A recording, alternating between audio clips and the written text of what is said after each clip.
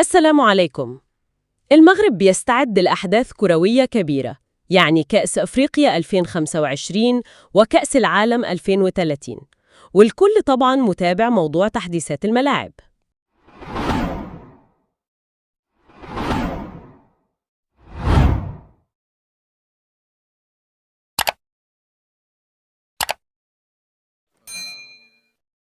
أهلا بك. فعلا الاستعدادات على قدم وساق. اليوم رح ندخل في تفاصيل مشروعين مهمين: الملعب الأولمبي الجديد بالرباط، والتحديثات في مجمع مولاي عبد الله، وكمان ملعب ابن بطوطة بطنجة. تمام. المصادر فيها تفاصيل كثيرة هندسية وتقنية، وهدفنا اليوم هو خلينا نقول نوضح أهم النقاط المثيرة للاهتمام في المشاريع دي. والأهم كمان نفهم أبعادها، خاصة مع السرعة الكبيرة في التنفيذ. زي ما ذكرت، الملعب الأولمبي بالرباط 9 شهور بس، ده رقم قياسي بصراحة. فعلا إنجاز لافت جدا. طيب نبدأ بالملعب الأولمبي الجديد ده في الرباط. افتتاحه كان بملتقى محمد السادس لألعاب القوى، يعني إشارة قوية لجاهزيته. صحيح، هو يتسع لحوالي 21 ألف متفرج. بس إيه اللي بيميزه فعلا غير السعة؟ هو مش بس ملعب كرة قدم تقليدي، في مضمار ألعاب قوى عالمي ب8 ممرات، إضاءة من أحدث ما يكون، ومرافق طبية ورياضية على أعلى مستوى، يعني حتى فيها مختبرات لقياس أداء الرياضيين. واو، متكامل يعني. تماماً. والتكلفة كانت حوالي 65 مليار سنتيم. استثمار كبير يعكس أهمية المرفق ده، والإنجاز في 9 شهور ده بحد ذاته شيء مثير للإعجاب من الناحية التنفيذية. أكيد. طيب ودوره في البطولات الجاية، كأس أفريقيا تحديداً؟ هو هيستضيف مباريات من كأس أفريقيا 2025. مجموعة المنتخب التونسي هتتلعب هناك، وفي كلام كمان إنه ممكن يستضيف مباريات ودية للمنتخب المغربي قريب. تمام. طيب ننتقل للملعب الرئيسي في مجمع مولاي عبد الله، برضه في الرباط. السقف الجديد اللي شكله مموج ده عامل كلام كتير، هو بس شكله جمالي ولا في حاجة تانية؟ لا خالص. التصميم المموج ده ليه وظائف هندسية مهمة جدا. أولاً، بيسهل تصريف مياه المطر بكفاءة عالية. ثانياً، بيزود الصلابة الهيكلية للملعب كله. وثالثاً، ودي نقطة مهمة، بيساعد في توزيع الصوت بشكل أفضل داخل الملعب، يعني تجربة الجمهور بتكون أحسن. هو تصميم ذكي بيحل كذا مشكلة مرة واحدة. فهمت، يعني مش مجرد ديكور وخلاص. طيب وأرضية الملعب بيقولوا دخلت مرحلة حساسة ودقيقة جدا. صحيح. الشغل دلوقتي مركز على الممرات التقنية اللي تحت الأرض، والأهم هو طبقة الجيوممبرين.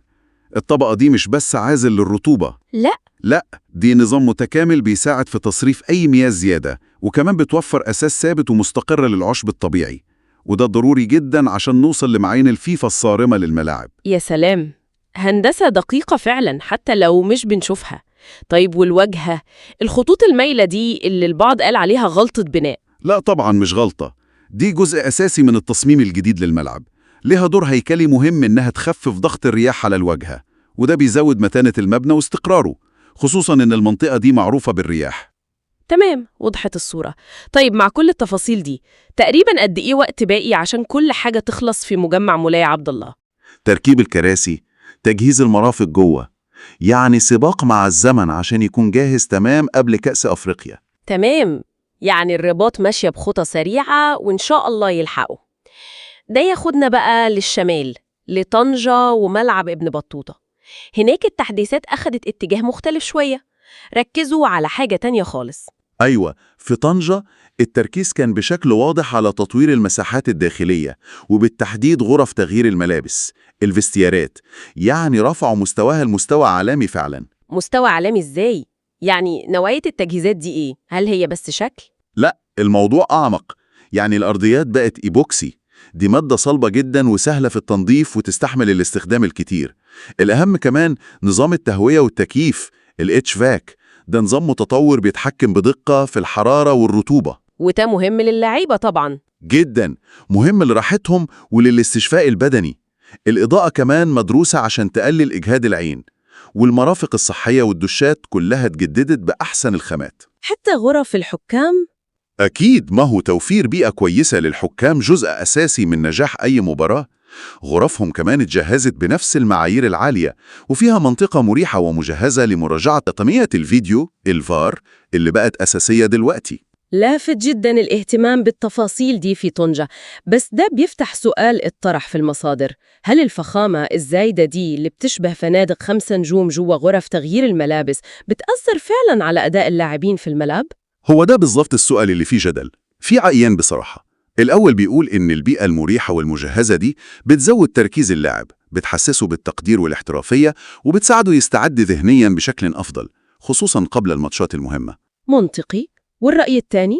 الرأي التاني بيقول إن اللاعب المحترف المفروض يؤدي كويس تحت أي ظروف، وإن التركيز لازم يفضل على الجانب الذهني والبدني والحماسة والخطط.